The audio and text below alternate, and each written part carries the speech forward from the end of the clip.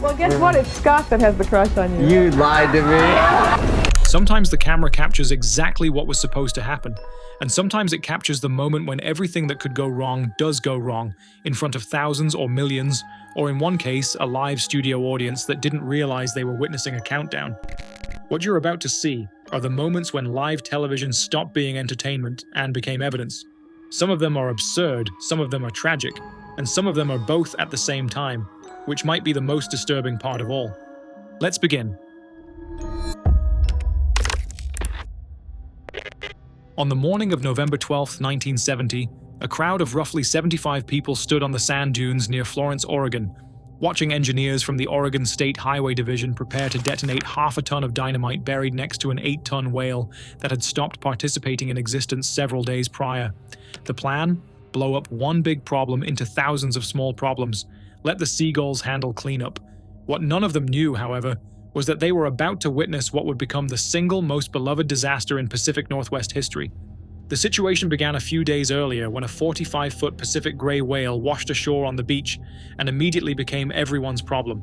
The animal had concluded its time in the ocean and decided to do so in Lane County, where it proceeded to generate a smell so overwhelming that the nearby residents went from curious to desperate in a matter of hours. Something had to be done, and the responsibility for doing it fell to the Oregon State Highway Division. The logic here was straightforward. A whale is a big thing, a highway is also a big thing. Therefore, the people who build highways must know what to do with whales. This is the same reasoning that would suggest a dentist is qualified to perform brain surgery because both involve heads. The Highway Division dispatched a crew of engineers to assess the situation.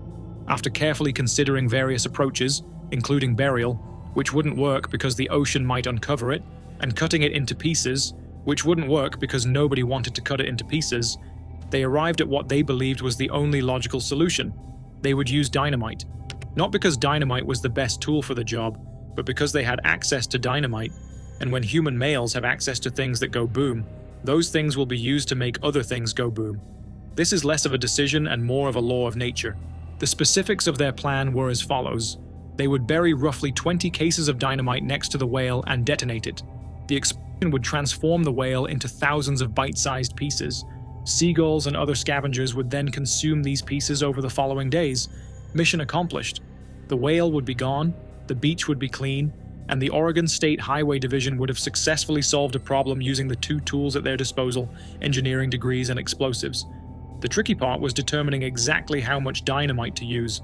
This was complicated by the fact that none of the engineers had any experience in the field of large marine mammal disintegration. Apparently, this subject is not covered in highway engineering programs, which seems like an oversight. After considering factors such as whale size, wind direction, and presumably gut instinct, they settled on a number, 1,000 pounds. To put that in perspective, that's half a ton of explosives for an animal that had already given up on living. The engineers were confident in this decision, despite having nothing to base that confidence on except the fact that they were engineers and therefore must know what they were doing. There was, however, one person on that beach who didn't share this confidence. Walter Umenhofer, an executive with the Kingsford Charcoal Company, happened to be in the area and decided to watch the operation. Umenhofer had some background with military explosives, and after observing the engineers bury half a ton of dynamite next to the whale, he attempted to voice a concern. According to reports, he suggested that maybe, just maybe, they were using a bit too much. The engineers were not interested in hearing this feedback. Walter, realizing he was not going to change their minds, decided to stay and watch anyway. He parked his brand new Oldsmobile 98 about a quarter of a mile from the blast site, presumably thinking that was a safe distance.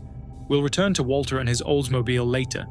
By the time everything was ready, the crowd had grown to include not just local residents trying their best to exist near a decomposing whale, but also members of the media. Among them was 23-year-old Paul Linman, a reporter for Catch-U TV in Portland, and his cameraman, Doug Brazil. The two had been sent to cover what they assumed would be a routine story about a beach cleanup. Instead, they were about to document what would become one of the most watched pieces of footage in television history. George Thornton, the highway engineer in charge of the operation, stood in front of the cameras and explained the plan with the calm demeanor of a man who had absolutely no doubt that blowing up a whale with 1,000 pounds of dynamite was a completely reasonable thing to do. When asked if he was confident it would work, he responded that yes, he was confident, though he wasn't entirely sure how much explosive it would take to disintegrate the whale. When asked if there was any chance it might be a multi-day job, he suggested they might need to set another charge if large chunks remained. This answer should have concerned everyone present, but apparently it didn't. The dynamite was buried primarily on the side of the whale facing away from the ocean, the idea being that most of the remains would be blown toward the water. The crowd was moved back a quarter mile and positioned on the sand dunes, where they had a clear view of the whale, the engineers, and what was about to become a textbook example of why confidence and competence are not the same thing. At approximately 3:45 p.m., the engineers triggered the detonation. The explosion was enormous. A massive cloud of sand and former whale material shot hundreds of feet into the air, and for a brief moment, it seemed like the plan might actually work. The crowd cheered. The engineers nodded with satisfaction. Paul Linman, watching from the dunes, noted that the blast had, in his words, blasted blubber beyond all believable bounds. Then reality set in. The whale had not disintegrated into thousands of seagull-friendly pieces. Instead, it had been launched into the sky in massive chunks, some weighing hundreds of pounds, and these chunks were now falling back to Earth with the kind of enthusiasm usually reserved for meteorites. The cheers from the crowd turned to screams as people realized they were standing directly beneath a rain of decomposing whale traveling at terminal velocity. The cameraman stopped filming and ran. Spectators scrambled off the dunes, trying to avoid being flattened by airborne blubber, while simultaneously dealing with the smell, which had somehow gotten worse. When the chaos finally settled and people stopped running, they discovered that the beach was now covered in whale pieces, some small, most not small at all. Every single person present was coated in a fine mist of what used to be a whale. But the truly remarkable moment came when someone noticed that a car parked a quarter mile from the blast site, well beyond what anyone considered the danger zone, had been completely crushed by a single chunk of whale weighing roughly 300 pounds. The roof was caved in. The passenger compartment was, as Paul Linman would later describe it, destroyed. And the owner of that car? Walter Umenhofer. The same Walter Umenhofer who had tried to warn the engineers they were using too much dynamite. The same Walter Umenhofer who had been ignored. The universe, it seems, has a sense of timing. As for the seagulls that were supposed to clean up the remains, they were nowhere to be found. Either they had been scared away by the explosion, or they had taken one look at the chunks scattered across the beach and decided this was no longer their problem. The pieces that remained were far too large for any bird to deal with anyway, assuming any bird was willing to return to Oregon after what they'd just witnessed. By the time darkness began to set in, the Highway Division crew was back on the beach with bulldozers, burying the whale the old-fashioned way. This included a significant portion of the original whale that had never left the blast site, having been too heavy to be moved by a mere 1,000 pounds of explosives. The operation that was supposed to make the whale disappear had instead spread it across a quarter-mile radius, traumatized an entire community, destroyed a car, and ultimately required them to do the exact thing they were trying to avoid: dig a very large hole and bury it. In 2020, the city of Florence created the Exploding Whale Memorial Park, ensuring that this moment would never be forgotten. On November 12, 2025, we observed the 55th anniversary of the day Oregon tried to solve a problem with explosives and succeeded only in creating a much larger, much wetter problem. It remains the greatest moment in the history of Lane County, and possibly the entire Pacific Northwest. The whale is gone now, properly buried beneath the sand. The seagulls eventually came back. And somewhere out there, hopefully, Walter Umenhofer got a new car.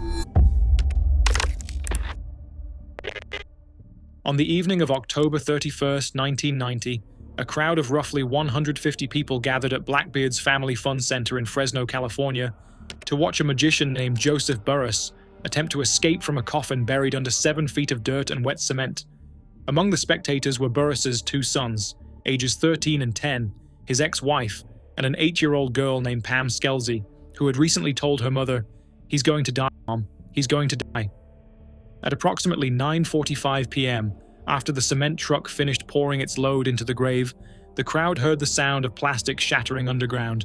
Pam Skelsey turned out to be correct. The situation began several years earlier when Joe Burris, a 32-year-old tree trimmer from Fresno, decided he had grown too old to climb trees for a living and needed a new career. He chose magic.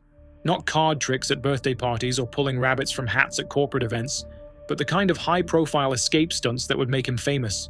He wanted to be the next Harry Houdini, except better, because apparently being the first Houdini wasn't enough. "I consider myself a master of illusion and escape artist," Burris told the Fresno Bee before the stunt. "I believe I'm the next Houdini and greater." This confidence was remarkable, considering that up until recently, Burrus had been struggling with substance issues and had only just started performing magic. But when he discovered escape artistry, he stopped drinking, started practicing, and became completely convinced that fame was not just possible but inevitable. His mother would later tell reporters that her son had a burning desire to become famous and understood that he needed to do something extreme, something people would be willing to look at. Apparently, being a competent magician who didn't endanger himself wasn't flashy enough. Burrus started with the classics, linking rings, floating wands, the kind of tricks that require skill but don't require a coffin. Then he moved on to his signature act, being handcuffed, chained, locked inside a clear plastic glass coffin, and buried under 5 feet of dirt. The goal was to escape before suffocating, which is less of a magic trick and more of a race against biology. He practiced this routine obsessively, performing it in front of his neighbor and anyone else who would watch. He even drove around Fresno with the coffin strapped to his truck, along with placards promoting The Amazing Joe, just in case anyone forgot who owned the large plastic box designed for underground occupancy. 1 year before Halloween 1990, Burrus successfully performed the Buried Alive stunt in Oregon, escaping in roughly 30 minutes after being covered with dirt. This gave him the confidence to attempt something more ambitious, escaping from a coffin buried under both dirt and wet cement. The cement, he believed, would make the trick more dramatic, more impressive, more likely to get him noticed. What it would also make the trick was significantly heavier, but that apparently didn't factor into his calculations. According to his assistant J.D. Bristow, Burrus made no attempt to calculate the weight of the dirt and wet concrete, and tested the strength of the coffin simply by jumping on it. The coffin itself was a plastic glass box with no steel reinforcing rods. It had been damaged at some point, and Burrus had repaired it using glue purchased from a hardware store. This is the equivalent of fixing a parachute with duct tape and assuming it'll hold. When John Lewis, owner of a magic shop in Oregon, heard about Burrus's plans, he tried to explain that escape artistry requires extensive planning and testing. Houdini practiced everything again and again and again, Lewis told the Bee. Joe didn't practice in advance, didn't build mock-ups, and didn't do obvious things like test the strength of the casket with sand.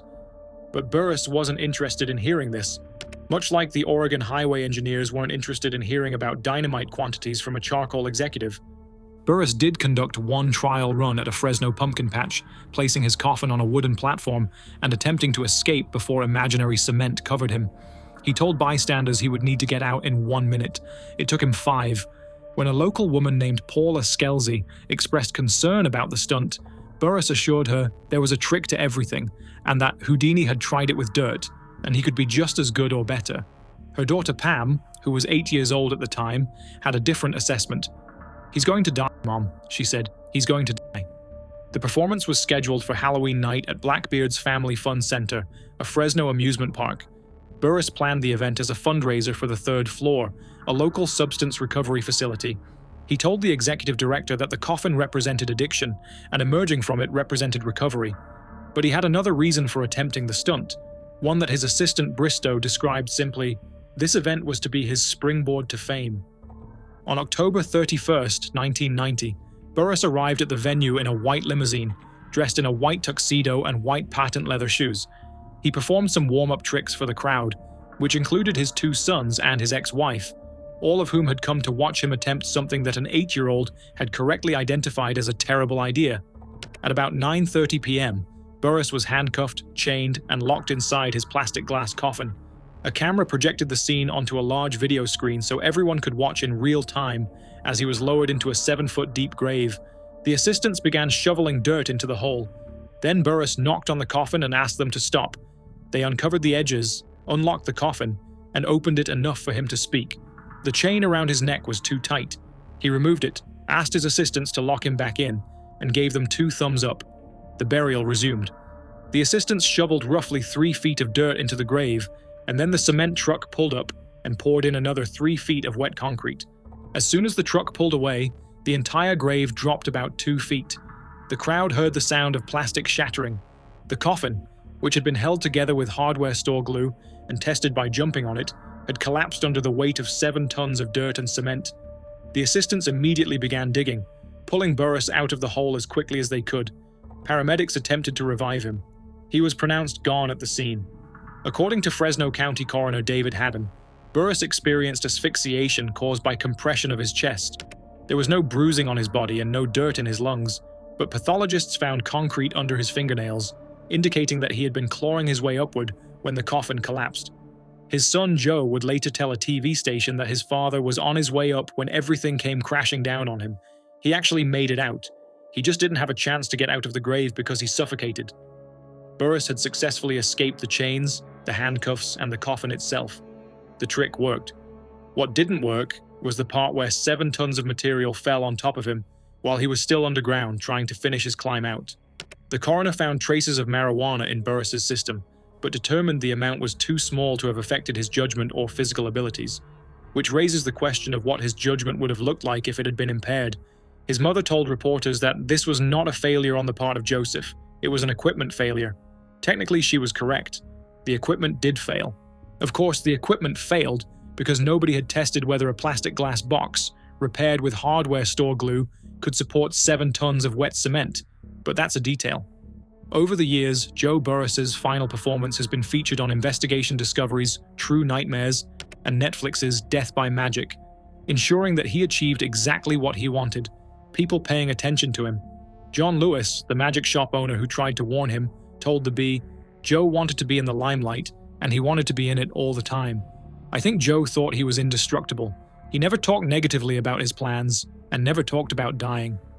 On Halloween night, 1990, Joe Burris got what he wanted. People remember him. They talk about him. They make documentaries about him. Heck, even I am talking about him right now, and now you know about him too. He's in the limelight, just like he always dreamed. The only problem is he's not around to enjoy it, which seems like an oversight in the planning stage. On the morning of March 20th, 1995, Japanese news stations cut into their regular programming with something that resembled the world's least organized fire drill. Commuters poured out of Tokyo subway stations looking like they were trying to outrun a problem that hadn't yet introduced itself.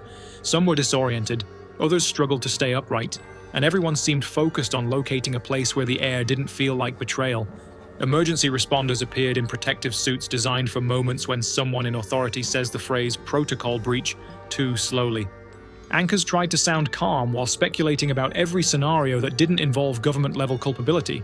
A frightening development this morning. A chemical weapon, nerve gas, was released inside a crowded subway system in Tokyo today. An electrical malfunction, a gas leak, an industrial fault, a supernatural inconvenience. Anything, really, that wouldn't require acknowledging the truth. The truth showed up anyway. What Japan witnessed that morning wasn't a technical failure. It was a chemical weapons attack launched by a religious extremist movement that treated Armageddon as a business plan.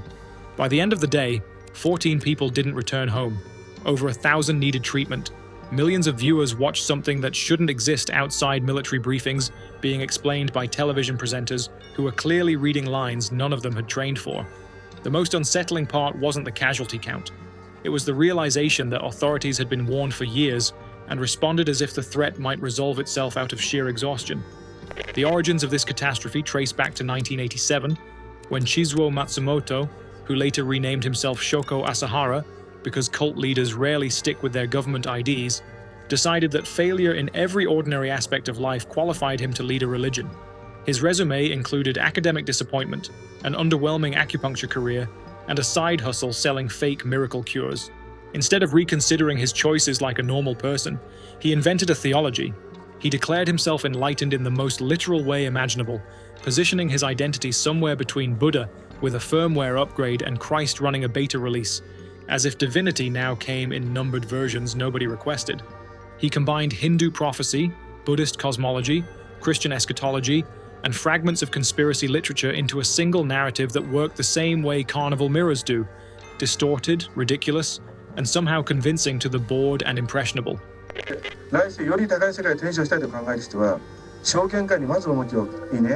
For the right price, followers could drink his bodily fluids, which he claimed contained higher vibrational truth. The correct term for this is a health code violation, but in the cult economy, it counted as premium content. His teachings revolved around a prophecy. The US would attack Japan, triggering World War III, collapsing government infrastructure, and leaving everyone dead except the select few who believed in him strongly enough to ignore common sense. The prophecy had the narrative depth of a doomsday subreddit, But inside the cult, skepticism meant spiritual contamination. Fueled by donations and delusion, Asahara entered politics. He formed the Truth Party, a name that resembles a warning label more than an ideology, and ran 25 followers for office. The campaign flopped so hard it became a case study in how not to participate in democracy. Instead of interpreting the loss as a sign to stop talking, Asahara decided his failure was proof of coordinated persecution. He accused Freemasons, Jews, rival sects, and invisible elites of blocking his divine ascent. The list changed depending on how much sleep he hadn't gotten. Once politics rejected him, he pursued power the old-fashioned way, by retreating into the wilderness with followers and building compounds like a man who thought the only thing missing from religion was an industrial supply chain. These facilities weren't temples, they were laboratories. And the spiritual curriculum soon upgraded from meditative chanting to chemical weapons research.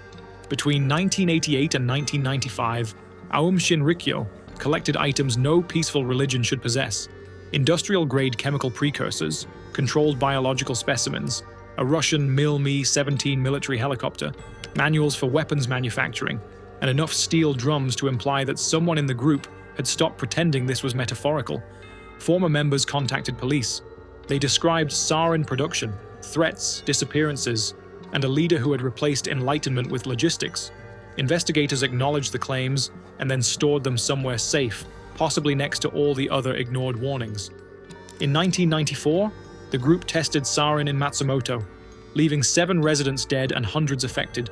Authorities noticed that a dangerous extremist movement had used a banned nerve agent in a civilian neighborhood. Then they decided that taking decisive action might inconvenience somebody. The cult interpreted this as permission, which leads back to Tokyo, where 5 cult members boarded different subway lines converging on Kasumigaseki, the government's nervous system. They carried liquid sarin hidden inside plastic bags wrapped like groceries. Once on board, they compromised the bags and stepped off the trains. The doors closed, the trains moved. A chemical agent designed for battlefields began circulating inside a civilian mass transit system that existed to take people to their office jobs. Passengers felt their bodies turning against them. Train operators didn't know why. Station staff tried to help without knowing what they were helping against. And somewhere inside a control room, someone probably asked the world's most useless question: is this supposed to happen? News helicopters captured aerial views of chaos around multiple entrances. Ground footage showed responders in hazmat suits entering areas where commuters were being evacuated. Experts were summoned mid-broadcast to explain nerve agents because apparently Japan was now running a national crash course in chemical warfare. On March 22nd, police raided the cult's main compound. The public expected candles, robes, maybe meditation rooms. They got a helicopter, weapons components, precursors for kilograms upon kilograms of sarin, biological materials linked to lethal pathogens, and filing cabinets overflowing with plans that redefined the phrase "red flag." The evidence didn't suggest hypothetical harm. It confirmed capability. Dozens of members were detained. Confessions illuminated additional operations, abductions, internal assassinations, experiments without oversight. Asahara vanished briefly and was eventually found sealed inside a concealed chamber surrounded by cash, which is exactly where spiritual leaders end up when enlightenment turns into procurement. The trial lasted 8 years. The state presented recordings of planning sessions, fingerprints on equipment, and testimonies describing decisions that would horrify anyone with access to public transit. The penalty reflected a legal system that occasionally does its job when someone forces its hand. In 2018, Asahara's sentence was carried out, followed by top members whose loyalty didn't survive cross-examination. The organization continued anyway. Fanaticism doesn't close when the founder does. Today, the cult exists under names like Aleph and Hikari no Wa, operating with the optimism of rebranding consultants who believe that swapping fonts erases history. The government monitors them closely, which is a polite way of saying they're allowed to exist as long as nobody blinks. The Tokyo subway attack sits in Japan's collective memory as the moment the everyday became weaponized. The warnings were obvious. The opportunities to intervene existed. The system behaved like it was allergic to accountability. Live television didn't expose a secret. It recorded the price of hesitation. Millions watched commuters flee stations designed to move people, not fear. They saw emergency crews attempting control inside a story that had already passed the point of prevention. Those images never disappeared. They circulate as proof of a lesson institutions pretend to learn and then forget again. The world doesn't unravel because evil hides. It unravels because paperwork does. On the evening of December 4th, 2010, roughly 14 million viewers across Germany tuned in to watch the country's most popular entertainment program, Wetten Dass, which translates to "Wanna Bet." The show's premise was simple. Ordinary people would attempt extraordinary stunts, while celebrities and the host wagered on whether they'd succeed. That night, 23-year-old Samuel Koch stood in the studio wearing a pair of spring-loaded boots, preparing to jump over 5 moving cars of gradually increasing size. The 4th car would be driven by his father. At approximately 10:15 p.m., Samuel successfully cleared the first car, aborted the second attempt, cleared the third, and then ran toward the 4th. His head struck the windshield. He landed on the studio floor and stopped moving. The show that had been built around the question "Wanna Bet" had just received an answer nobody wanted. The situation began weeks earlier when Samuel, a trained stunt performer and aspiring actor, decided to audition for Wetten Dass. The show had been running since 1981 and was a cultural institution in Germany, the kind of program families watched together on Saturday nights. Contestants would propose seemingly impossible challenges, and if they succeeded, they'd get their moment of fame in front of millions of viewers. Samuel's challenge was straightforward.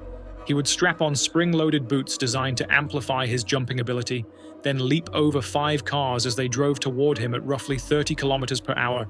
The cars would get progressively larger, starting with a small vehicle and ending with something significantly bigger. The plan was that he'd time his jumps perfectly, clear each car, land safely, and become the guy who jumped over 5 moving cars on live television. This wasn't Samuel's first time attempting dangerous stunts. He'd been training in acrobatics and parkour for years. He'd performed in theater productions that required physical precision. He understood risk. But understanding risk and accounting for every variable are different things, and on a live television show with 14 million people watching, there's not much room for trial runs. Still, Samuel was confident. He'd practiced with the boots, he knew his capabilities, and the producers of Wetten Dass believed in him enough to greenlight the segment, which suggests either tremendous faith in his abilities or a fundamental misunderstanding of what could go wrong when you combine spring-loaded footwear with moving vehicles on a studio floor. The challenge was scheduled for the middle of the broadcast, positioned between celebrity interviews and musical performances. Host Thomas Gottschalk, who had been presenting the show since 1987, introduced Samuel and explained the rules. 5 cars, spring-loaded boots, increasing difficulty. The audience applauded. Samuel took his position. The first car began moving toward him. He cleared it. The jump was clean, the landing solid. The audience cheered. The second car approached, but something about the timing felt off, so Samuel aborted the attempt mid-run, stepping aside to let the car pass. This was the correct decision. When something doesn't feel right, you don't proceed. The third car came next, and Samuel cleared it successfully. 2 down, technically, 3 to go. The 4th car pulled into position. This is where the details become important. The 4th car was larger than the previous ones, which meant Samuel needed more height and distance to clear it. It was also being driven by his father, Bernhard Koch, who had volunteered to participate in his son's stunt. There's something deeply human about a father wanting to be part of his son's big moment, to share in the achievement, to literally be there when it happens. Bernhard climbed into the driver's seat, fastened his seatbelt, and waited for the signal. Samuel began his approach. The car accelerated. The spring-loaded boots compressed as Samuel planted his feet and launched himself upward. But the trajectory was wrong. Instead of clearing the vehicle, his head struck the windshield at full force. The impact shattered the glass and sent Samuel tumbling backward.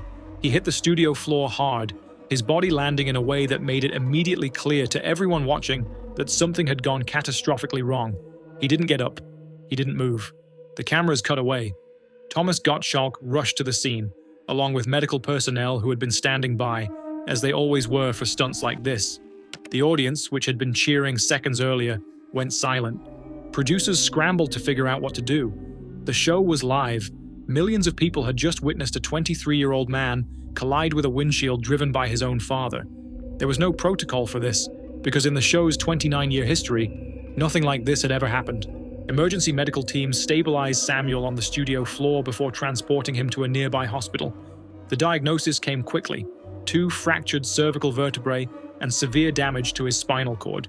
He underwent emergency surgery that night. The surgery succeeded in the sense that Samuel survived. It did not succeed in the sense that he would ever walk again, or move his arms, or regain function below his neck.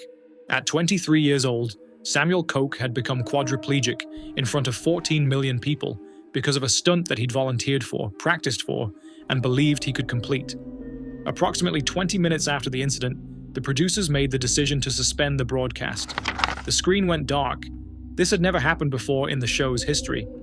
Wetten Dass had aired for nearly 3 decades without interruption, but there are some things you can't continue past, and watching a young man's life change permanently in real time is one of them. In the weeks that followed, Thomas Gottschalk, who had hosted the show for 23 years, announced his resignation. He would finish out the 2011 season and then step down. He later said in interviews that he couldn't continue hosting a show where something like this had happened, that the joy had gone out of it, that every time he stood on that stage he would remember what occurred on December 4th, 2010. This is the reaction of someone who understands that some moments don't heal with time, they just become part of the foundation you're standing on, and sometimes that foundation feels too unstable to keep building. Samuel's father, Bernhard, had to live with the fact that he was driving the car his son collided with. Not because he did anything wrong. The speed was correct. The trajectory was planned. He followed every instruction. But when your son's head hits the windshield of the car you're driving, the logic of it wasn't your fault doesn't override the reality of what happened. You were there. You were part of it. That doesn't go away.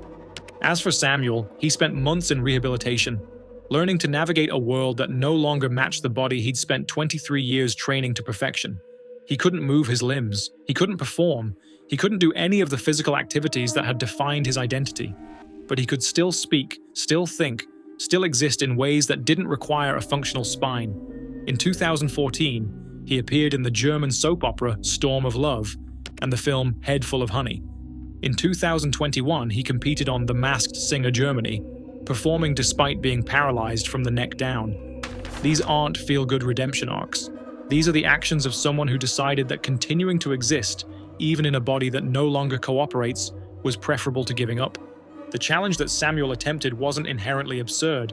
People jump over things. Stunt performers do dangerous work all the time. But the context matters. You see, Wetten Dass wasn't a show about trained professionals executing carefully planned stunts with safety measures and backup plans. It was a show about ordinary people attempting extraordinary things for entertainment, broadcast live, with celebrities making wagers on the outcome. The entire premise depended on the idea that regular individuals could do impossible things if they just tried hard enough, which is inspiring right up until the moment someone's head hits a windshield. Samuel wasn't an ordinary person. He was trained. He was skilled. He understood the risks better than most. But he was performing on a live television show where the spectacle mattered more than the safety margins, where the drama of the attempt was the point, where stopping to reconsider or add additional precautions would ruin the narrative.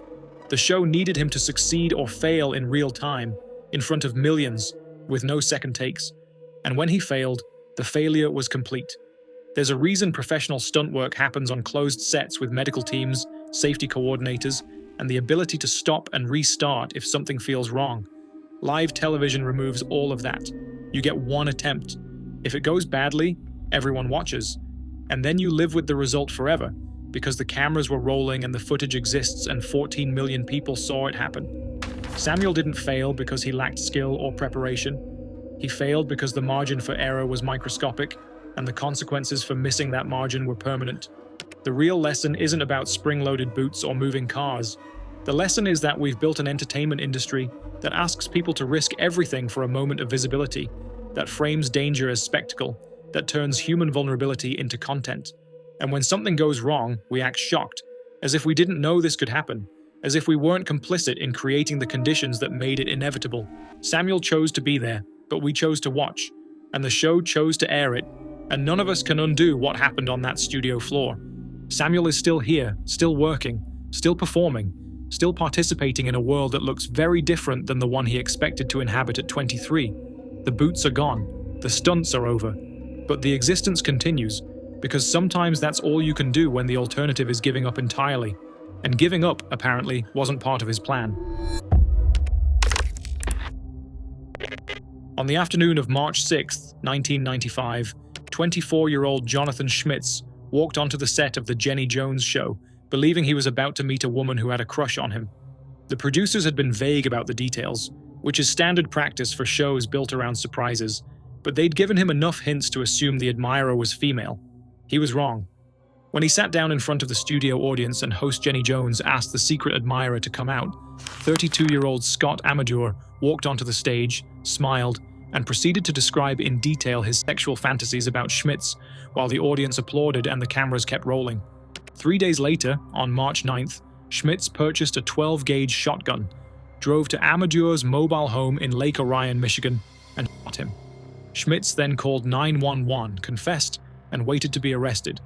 The episode never aired, but the footage was preserved, because everything is always preserved, and it would later be shown to a jury who had to decide whether a television show could be held responsible for what happens when you publicly humiliate someone for entertainment.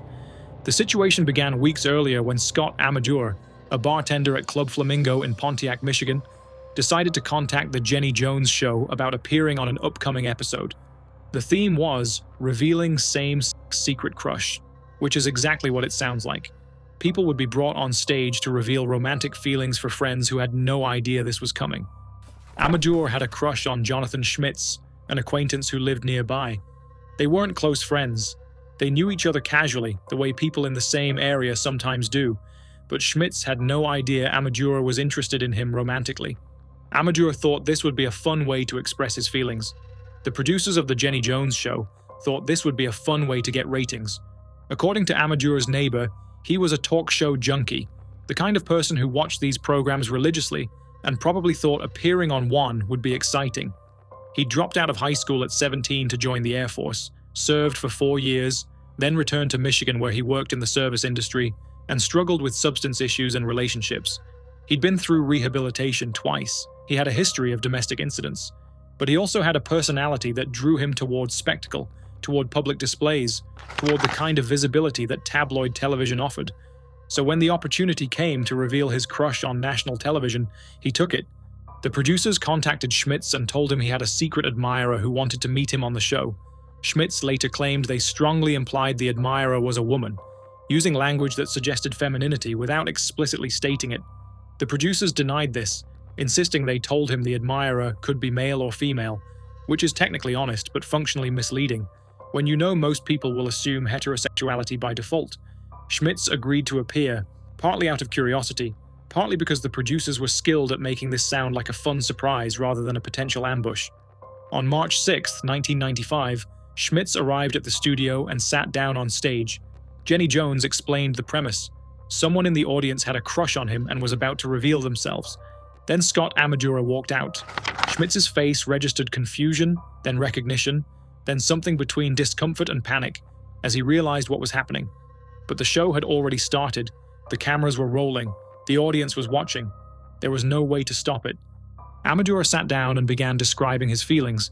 Jenny Jones, whose job was to make this as entertaining as possible, encouraged him to elaborate. She asked about his fantasies. Amador complied, sharing details about what he'd like to do with Schmitz, while the audience reacted with a mix of laughter and applause, because that's what audiences do on these shows. They treat people's private feelings as content, as something to consume and respond to in real time. Schmitz laughed too, but it was the kind of laugh that people produce when they don't know what else to do, when their brain is trying to process something uncomfortable, and their face defaults to a smile because that's the socially acceptable response to being on television. When asked how he felt about the revelation, Schmitz said he was definitely heterosexual but flattered. This was the correct answer. He was polite. He didn't lash out. He didn't insult Amador. He handled the situation as gracefully as someone can when they've just been publicly informed that an acquaintance has sexual fantasies about them on national television. The segment ended. The two men exchanged an awkward hug. The audience applauded. Everyone went home. According to testimony that would later surface during the trial, Amador and Schmitz went out drinking together that night. A friend of Amador's claimed that something physical happened between them, though the details were never fully confirmed. What is confirmed is that 3 days later, on the morning of March 9th, Amador left a note on Schmitz's apartment doorstep. The note was described in court as sexually suggestive. The exact contents were never made public, but the implication was clear enough. Schmitz found the note. He went to a bank and withdrew money. He went to a store and purchased a 12-gauge shotgun. Then he drove to Amador's mobile home and knocked on the door. When Amador answered, Schmitz asked if he had left the note. Amador smiled. Schmitz returned to his car, retrieved the shotgun, walked back to the trailer, and shot him. Then he left, called 911, and confessed to what he'd done. When police arrived, Schmitz was waiting. At trial, Schmitz's defense team employed what's known as the gay panic defense, arguing that he'd been driven to violence by the humiliation of having a same-sex crush revealed on national television, combined with underlying mental health conditions, including bipolar disorder and Graves's disease.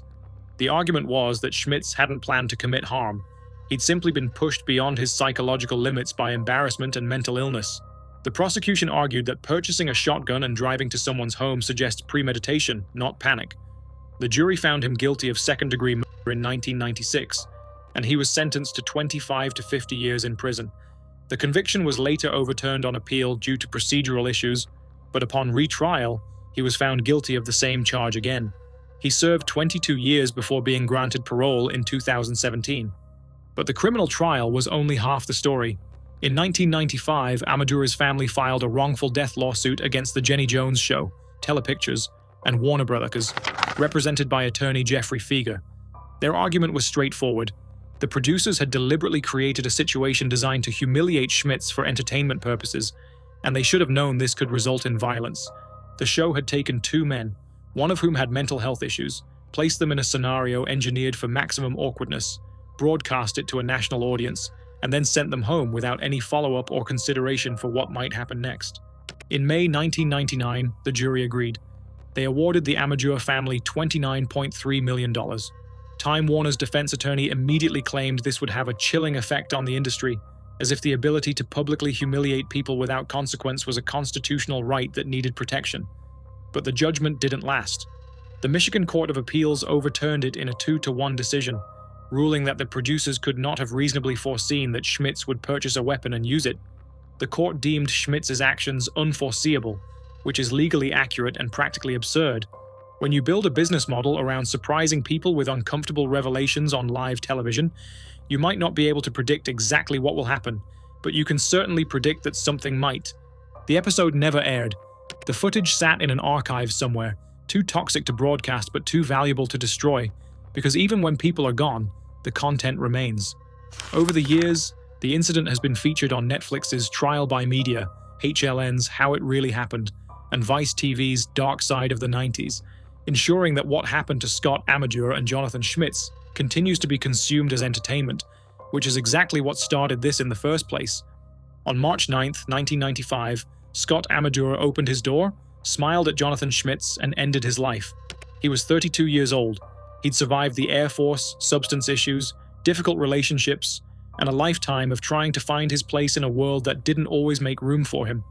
What he didn't survive was appearing on a talk show that treated his feelings as content and his safety as someone else's problem. The footage of that taping still exists. It's been shown in courtrooms, featured in documentaries, discussed in retrospectives about the dark side of 90s television. Scott Amador wanted to be seen. He got his wish, just not in the way he expected.